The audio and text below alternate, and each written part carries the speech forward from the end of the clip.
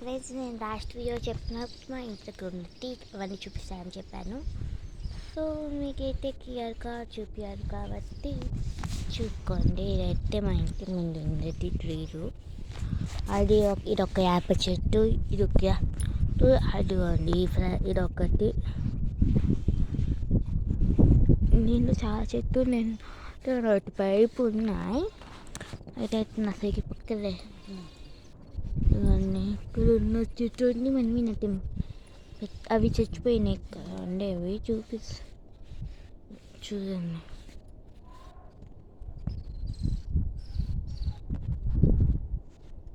చిత్ర నేనైతే కష్టపడి చేసుకుని దక్కని చూసినట్టు కనపడుతుంది.